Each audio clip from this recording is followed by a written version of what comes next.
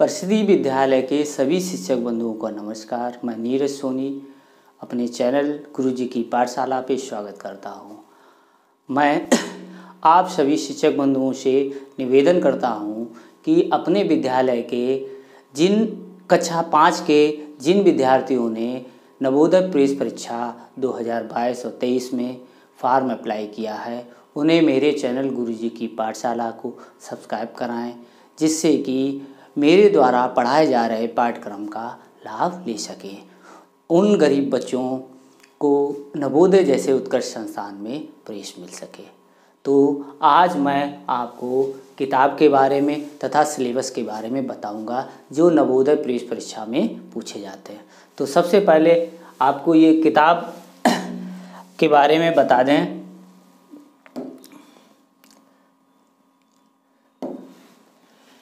ये अरिहंत की किताब है। ये बहुत अच्छी किताब है। इसका ही हम आपको सिलेबस पढ़ाऊंगा। तो ये सबसे पहले आप सभी बच्चों को खरीदवा दें। फिर इसके बाद मैं आपको सिलेबस के बारे में बताने जा रहा हूँ जो नवोदय प्रवेश परीक्षा में अक्सर पूछा जाता है। तो इसमें सबसे पहला भाग है वो है मानसिक योग्यता परीक्षण। इसमें जो नवोदय की प्रवेश परीक्षा है उसमें 3 खंड होते हैं। मानसिक योग्यता परीक्षण, अंकगणितीय और तीसरा आता है भाषा परीक्षण। तो अब इन्हीं के बारे में हम सिलेबस को समझेंगे। तो मानसिक योग्यता परीक्षण में ये 10 चैप्टर पूछे जाते हैं। कौन सा है?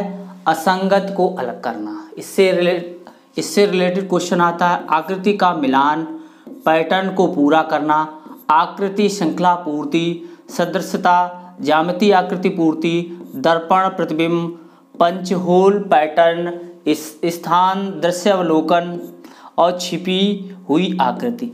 ये मानसिक योग्यता में परीक्षा में पूछे जाते हैं। इन्हीं को हम आपको पढ़ाएंगे।